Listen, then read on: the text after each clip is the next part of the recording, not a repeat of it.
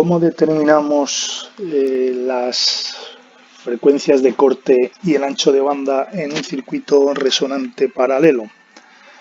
Bueno, pues vamos a hacer uso para ello de la variación del módulo de la impedancia en ese circuito RLC paralelo según varía la frecuencia. Vemos para una frecuencia 0 tendríamos un circuito en el cual la bobina se comportaría como un cortocircuito, es decir, no se pondría al paso de la corriente, por lo tanto tendríamos una impedancia 0. Y a una frecuencia infinita el condensador se comportaría como un cortocircuito, es decir, no presentaría ninguna oposición ese circuito tampoco, por lo tanto la Z sería 0. Y la variación pues tendría una forma parecida a la de campana. Entonces, ¿dónde se presentaría la máxima resistencia o la máxima impedancia en ese circuito? Pues justamente a la frecuencia de resonancia. Y esa máxima oposición, si tenemos una resistencia en paralelo, va a ser justamente el valor de esa resistencia. Va a haber una intensidad por ese camino establecido por la resistencia que está en paralelo. Y esa intensidad tendrá el valor, según la ley de Ohm, del voltaje aplicado dividido entre esa resistencia. Bien, si nos fijamos, si quitamos esa resistencia, es decir, si donde está la resistencia en el circuito RLC lo dejamos al aire, tendríamos una resistencia infinita al quitar esa resistencia. Por lo tanto, la Z, la oposición que presentaría el circuito a la frecuencia de resonancia, sería infinita. Es decir, la intensidad sería 0 a la frecuencia de resonancia. Y como sabemos, eso nos puede darse porque, aunque tengamos únicamente un circuito paralelo con una L y una C, la L tiene una resistencia asociada con la resistencia del hilo. Por lo tanto, lo normal es que cuando tengamos un circuito LC tengamos la L, lo que es puramente el efecto inductivo, en serie con el efecto resistivo del hilo de la bobina. Y además también se puede considerar que el condensador tampoco es perfecto. Es decir, también tendría una resistencia en paralelo con el propio condensador que representaría pérdidas en el condensador, intensidades de fuga.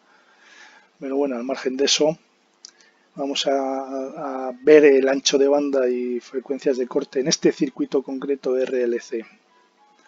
Más que nada para ver cómo se realiza el estudio de este tipo de circuitos. Bien, tenemos que a los lados de la frecuencia de resonancia vamos a tener dos frecuencias para las cuales se cumple una condición que ya vimos en los circuitos serie. Vimos que teníamos en las frecuencias de corte, va a producirse que, en este caso que estamos trabajando con la curva de la impedancia se va a reducir al 70,7% de la impedancia que se tiene en resonancia. Es decir, justamente a esas frecuencias de corte, el valor de la impedancia va a tener el valor de R dividido entre raíz de 2, que representa, como he dicho, el 70,7% de este valor máximo a la frecuencia de resonancia. Démonos cuenta que esta variación en forma de campana que tiene la Z es la misma que va a tener la variación de la admitancia, pero en forma de campana invertida, es decir, va a tener la admitancia tendría una forma semejante a la que tiene la corriente. Bien, por lo tanto, a la frecuencia de resonancia, la frecuencia que tenemos es la resistencia que tenemos, la impedancia que tenemos es la R, la debida a la R. La impedancia que tenemos a las frecuencias de corte, recordemos que esto representa frecuencias de corte, es el 70,7% de ese valor que tenemos en resonancia.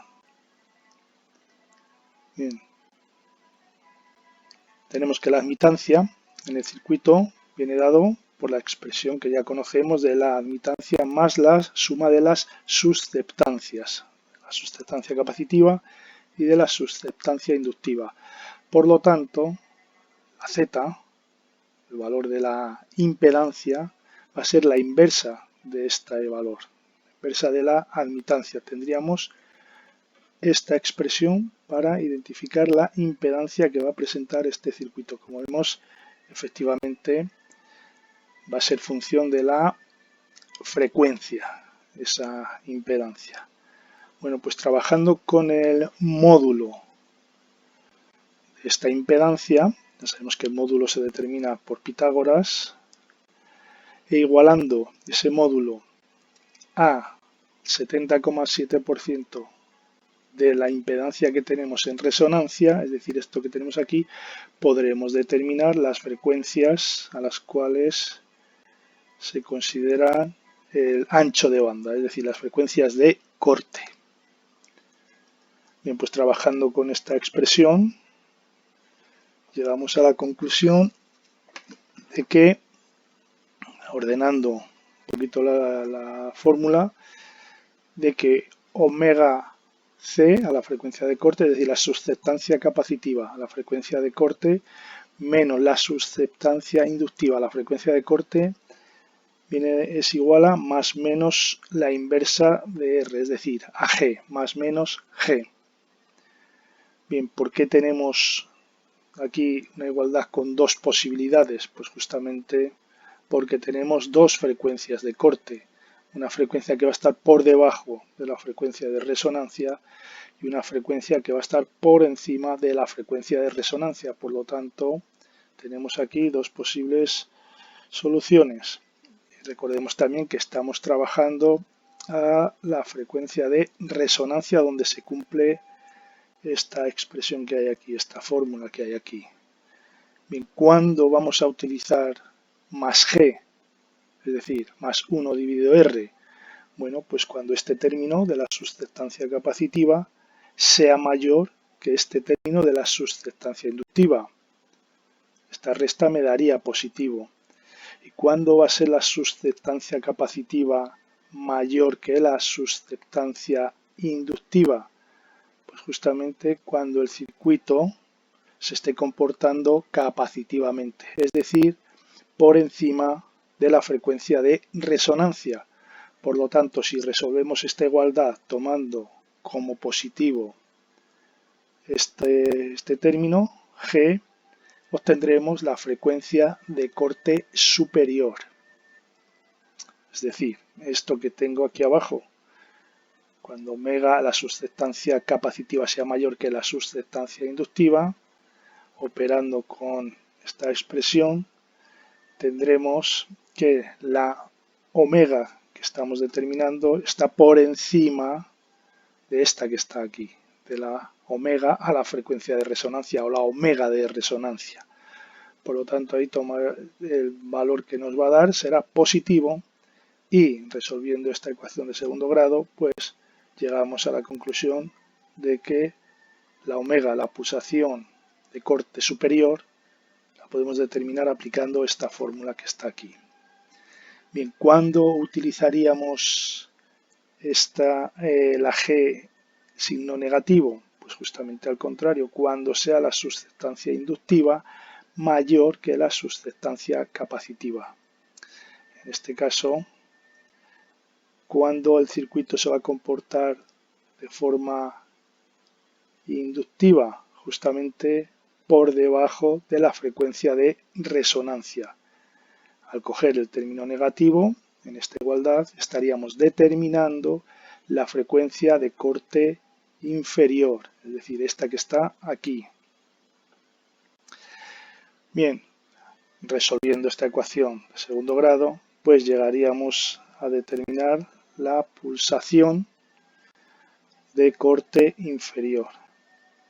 Bien, si yo quiero determinar exactamente la frecuencia de corte superior y frecuencia de corte inferior, pues lo único que tengo que hacer es dividir estos términos, entre 2pi, y dividir este término entre 2pi. el ancho de banda del circuito lo puedo determinar haciendo la diferencia de las pulsaciones de corte superior y la pulsación de corte inferior. Esto me quedaría el ancho de banda dado en radianes segundo. Claro, no me interesa dar el ancho de banda en radianes segundo, de hecho siempre se da en hercios. Por lo tanto, a esta resta que tengo aquí de estos dos elementos, lo que tengo que hacer es dividirlo entre 2pi, con lo cual esta expresión que tengo aquí ya sería el ancho de banda dado en hercios.